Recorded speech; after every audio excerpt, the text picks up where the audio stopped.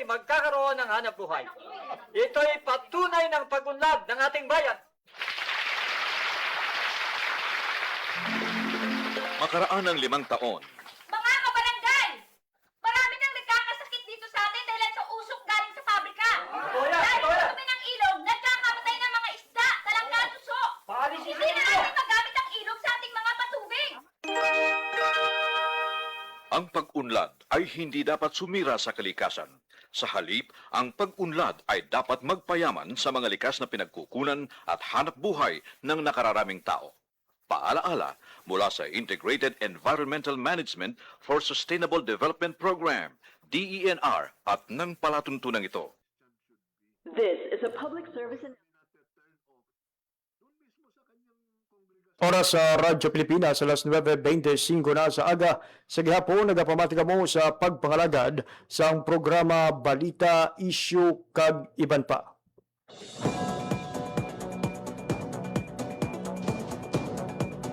As mentioned earlier mga biyan, nakip sa aton nga pag-istoryahan sa atong pagpangalagad sa bungadlaw sa Martes ang kaundan sa nanging State of the Nation Address ug sona ni President Ferdinand R. Marcos Jr.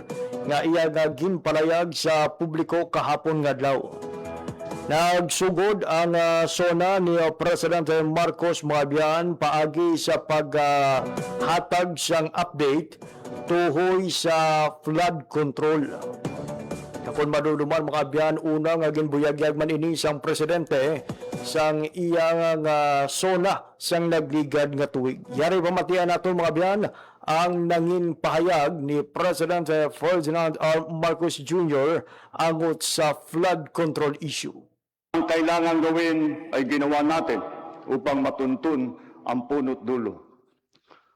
Mayroon ng mga unang nakasuhan at nakulong, mga kontratista, matataas na opisyal, pati na mga mambabatas. At dumating na tayo sa punto na ayon sa Ombudsman ay malapit na ang paghain ng patong-patong na kaso laban sa dating speaker. Masakit man sa akin ito, ngunit kailangan nating gawin ang tama. Hindi ako pangulo ng aking pamilya. Hindi ako pangulo ng aking kaibigan.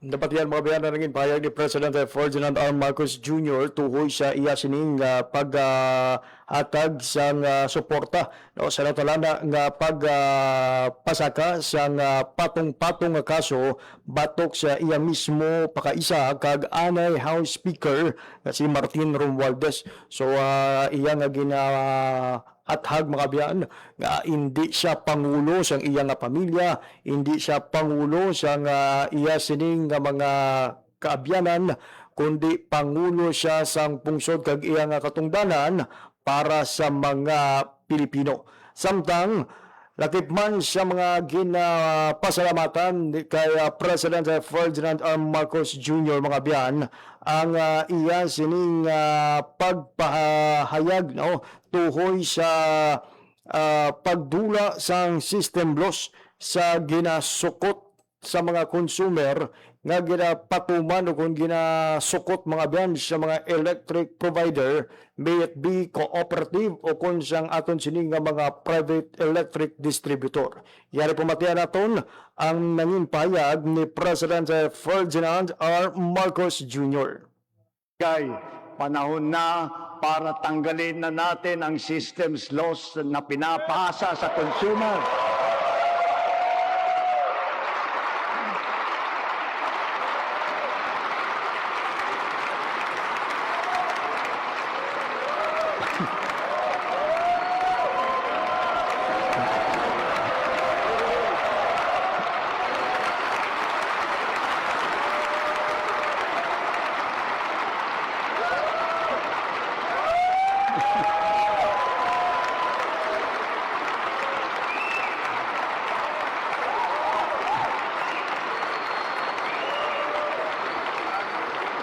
Pinapasa ito sa consumer at kinakarga sa bill na pinapatungan pa ng value-added tax.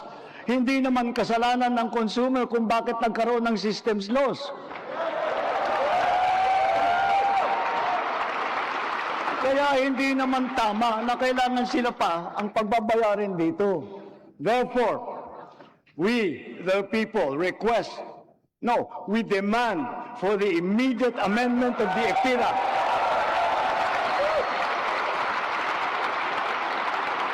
And to prohibit charging systems loss against consumers, including the value-added tax thereon.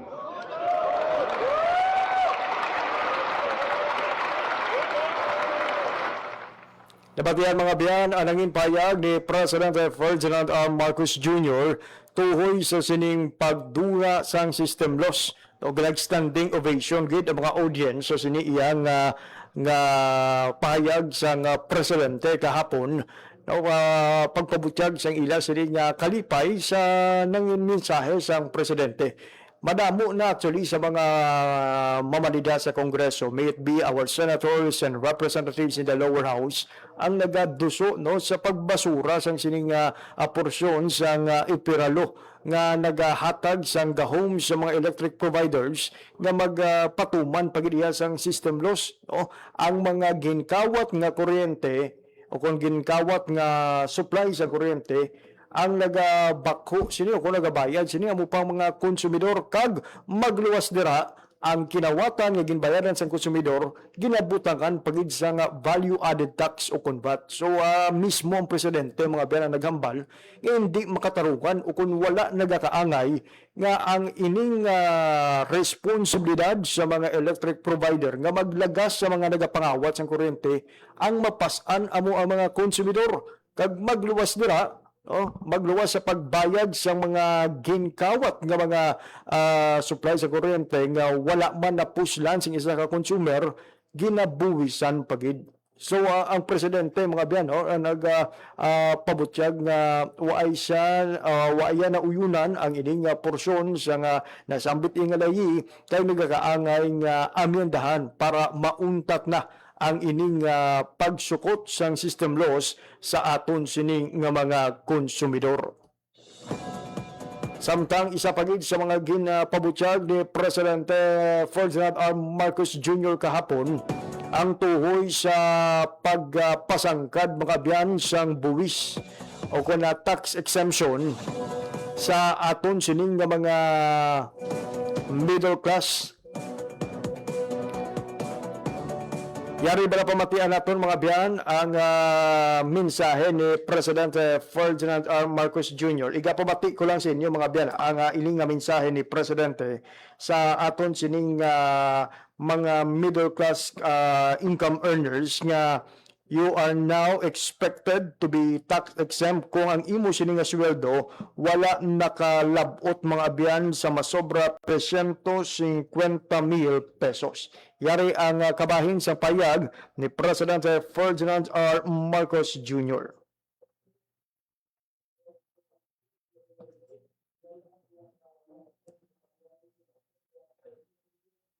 Ano ba nga pamatian natin si President Ferdinand R. Marcos Jr.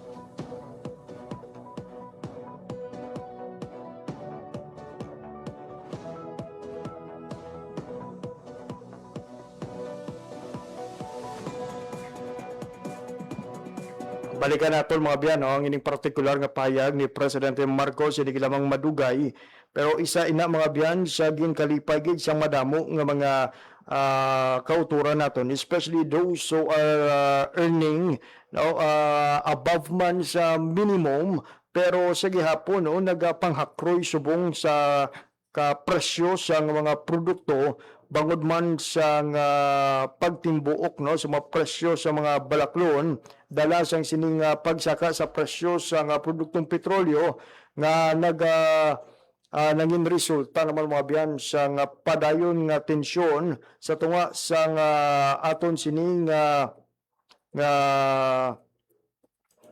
mga abyan gikan sa pungsod Estados Unidos, Israel kag Iran.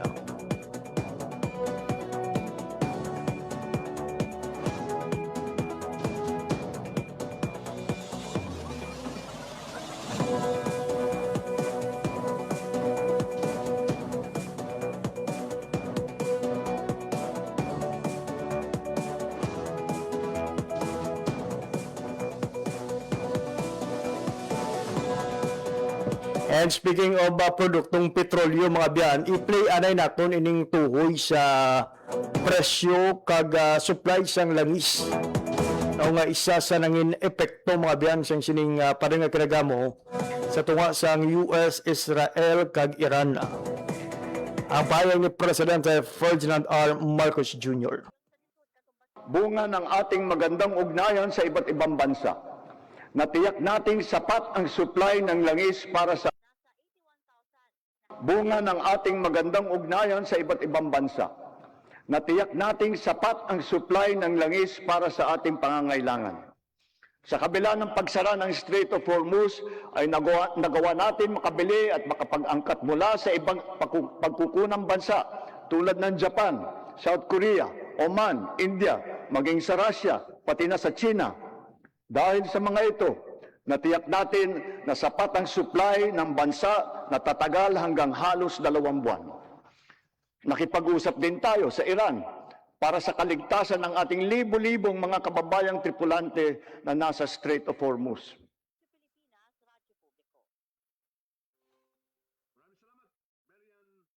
Ang nangin payag ni President Ferdinand R. Marcos Jr. So again mga biyan, ginaatag ni Presidente na may bastante pagkita iyang supply that will last for 2 months sa piyak sing sining padayong na tensyon sa tunga sang US, Israel kag Iran.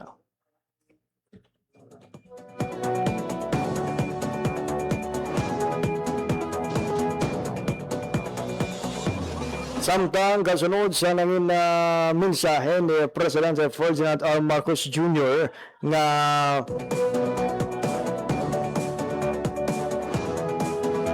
yan pamatian natin naman ang bahin sang payag ni Presidente Ferdinand R. Marcos Jr. tuhoy sa pag-amyenda sang pagkolekta sang buwis sa bahin sa mga middle class ng mga Pilipino. So to ensure the continued progress of the middle class amidst the lingering effects of the crisis, we will pursue tax relief measures that promote growth, that generate revenue, and advance equity towards socio-economic sustainability. Kaya bilang natatanging proteksyon sa kanila at para mas mapakinabangan nila ang pinaghirapan nilang kita, nananawagan ako sa Kongreso upang maipasa ang batas na magbibigay ng bahagyang ginhawa para sa ating bayaring buwis. Una, palawakin natin ang exemption sa income tax.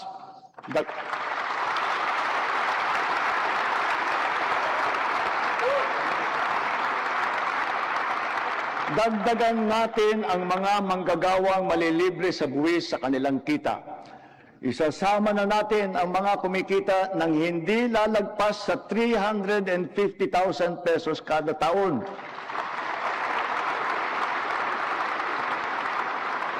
Kasabay nito ang karampatang pagbaba ng income tax ng iba parang manggagawa. Pangalawa, ang mga maliliit na negosyo ay hindi napapatawan ng minimum corporate income tax.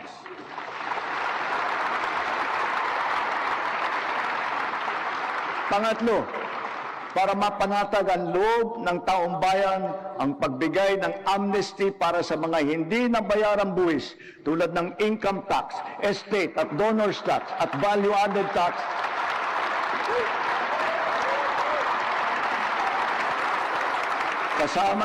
Kasama na rin dyan ang mga multa na kaakibat ng mga ito. Ang kabahin sa nangin payag ni Presidente Ferdinand R. Marcos Jr. Sumatag mga biyan sa nangin mensahe ni Presidente Ferdinand R. Marcos Jr. ang tatlo ka mga ginaduso niya o kung panawagon sa aton sining nga mga opisyal sa Kongreso, sa mga senador kag sa Kamara de Representante. O tatlo mga biyan, una amo ang pag-adjust sa tax exemption sa mga naga-income 350,000 pesos and below, as well as sa pag-adjust ang income tax sa aton sining nga mga kauturan earning sa masulosobra pa iya sa siniiyang 350,000 50,000 pesos. Ang ikaduha mga abyan, amo ang dula sang minimum corporate income tax sa mga magagmay nga mga negosyante. Kag ang ikatatlo, amo ang pagpatuman sang amnestiya sa mga negosyante nga napaslawan nga makabayad sang ila sini nga buwis. Ang ining mensahe sang presidente mga biyan tuhoy sa middle class kag ang pagdula sang systems laws sa bahin sa mga electric consumer. Ang lakip sa mga nagapangunang nga mga pahayag sang presidente nga ginadayaw kag ginpasalamatan gid sang mga Pilipino kahapon. In fact, diri sa syudad sang Iloilo, naka-interview man kita sang isa ka empleyado sang bangko kag iya man nga ginpasalamatan ang ining pahayag sang presidente. Yari pamatian naton si Mr. Ronald Santa Ana, isa ka bank employee sa Iloilo City, sa iya nangin reaksyon sa mga pahayag ni Presidente Ferdinand R. Marcos Jr. Well, of course, malaking bagay at malaking tulong dun sa mga workers natin who's earning 350,000 and below, yung proposed na exemption. Alam naman natin na mahal na rin lahat ngayon, tsaka especially yung gas natin na sobrang mahal na. And with regards naman dun sa proposed na pagtanggal ng pagsingil sa system loss sa mga consumers, kasi it would be a big help sa lahat ng consumers kasi yung responsibility naman ng mga cooperatives or mga electric companies na hulihin yung mga nagnanakaw or nagja-jumper ng kuryente kasi that would be unfair naman sa lahat na mga consumers. Ang nanging kabahin sa payag ni Mr. Ronald Santa Ana, isa ka bank employee sa Iloilo City, may kangtanan sa iyang pagpasalamat sa sining pagpayag ni Presidente Ferdinand R. Marcos Jr. nga dulaon ang system laws at the same time pasang karon ang ginapatuman karon nga tax exemption, including nga diri mga biyan ang mga nagapasweldo mga biyan sa 350,000 pesos and below. Ina mga biyan ang pila lamang sa mga pahayag nga ginabuyan ni Presidente Ferdinand R. Marcos Jr. kahapon siya nga ikalima nga State of the Nation Address. Ang iban pa nga kaundan sa nga sona sa atong nga presidente, pamatian mga biyan sa iban pang mga public affairs program sa nga Radyo Pilipinas Iloilo. Samtang sa aton nga pagbanumbalik, igapamati naman natin sa inyo ang pahayag ni Director ni Lida Amular sa PSA Western Visayas tuhoy sa pag-atag may kangtanan sa sining ginpatuman nga CBMS nga isa sa mga balasihan sa pagtumod sang mga makabaton sang ayuda sa idalom sang Group 2 sang Uplift Program. Ini kagban pa nga impormasyon pagkatapos lamang sang malipot nga pahanumdum. Si Dingdong Dantes po ito. Quiz time muna tayo. Kapag lumindol ng malakas, ano ang dapat mong gawin? Letter A, makipagtulakan at tumakbo agad palabas ng building habang may malakas na lindol? Letter B, tuloy lang sa work. Opo, work po tayo. Opo, tuloy lang. Or letter C, mag-duck, cover and hold kung nasa loob ng matibay na bahay at hihintaying tumigil ang lindol bago lumabas ng building. Kung C ang sagot mo, good job. Duck, cover, hold muna para mailigtas ang sarili sa malakas na lindol. Hashtag panatag ang may alam. Maging panatag Pilipinas. Magandang araw, si Dingdong Dantes po ito. Binahabang bahay mo. May simple checklist ako para sa'yo. Una, check your outlets. Tignan kung walang cable na basa o nakababad sa baha bago buksan ang main switch. Pangalawa, check your surroundings.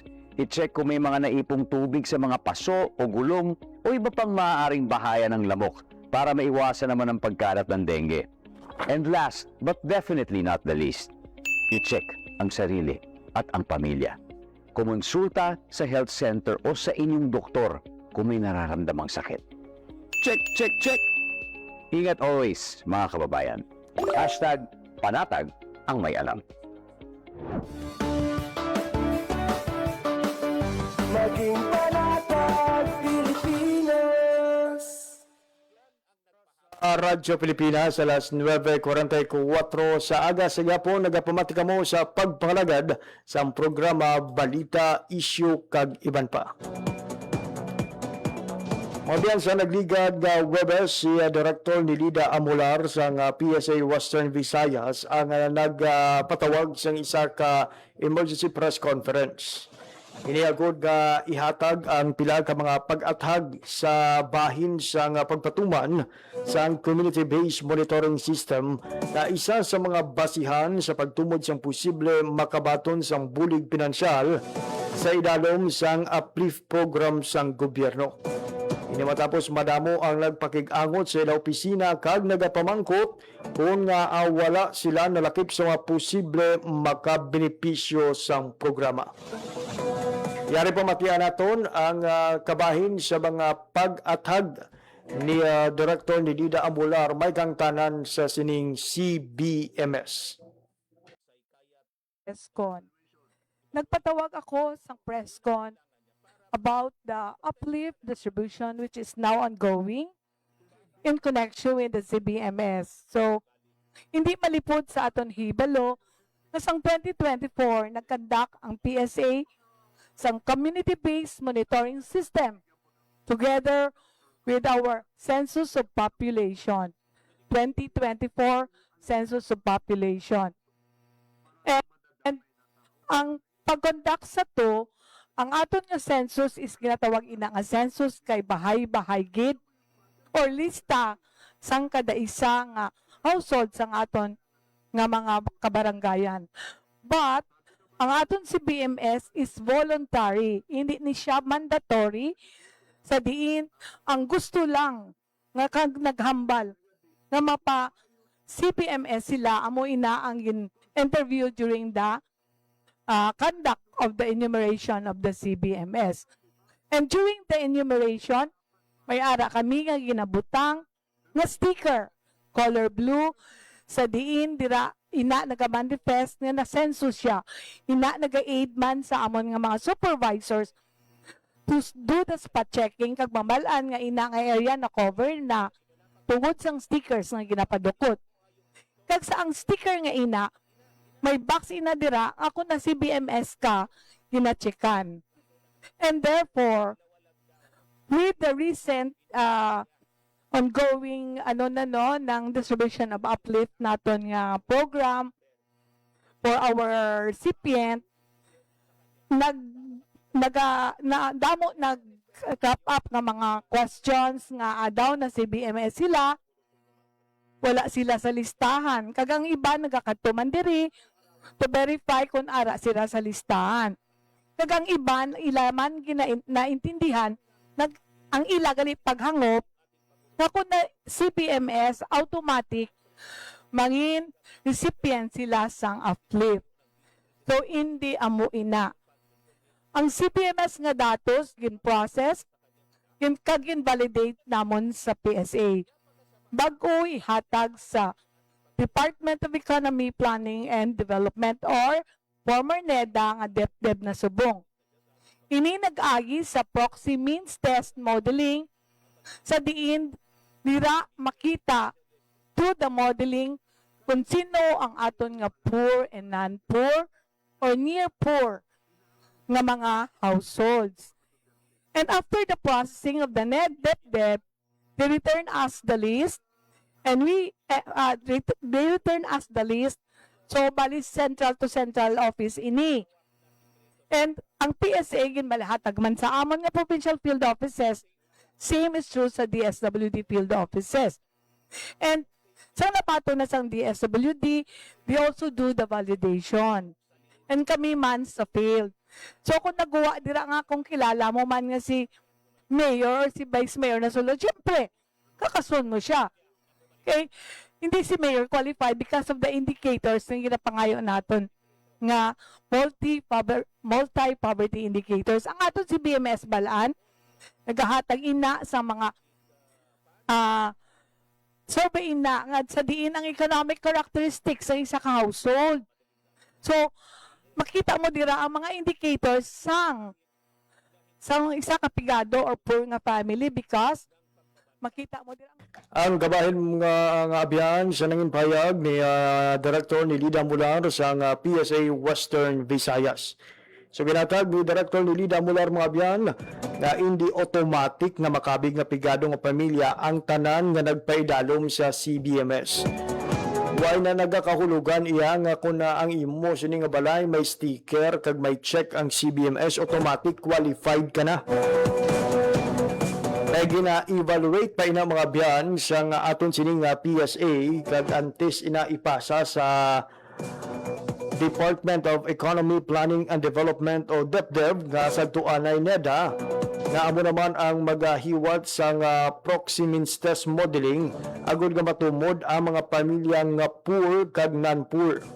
Ang ini naman nga resulta amo ang igapadala sa PSA Central Office nga amo naman ang magahatag sa DSWD Central Office antes ipapanaog sa mga field offices para sa validation.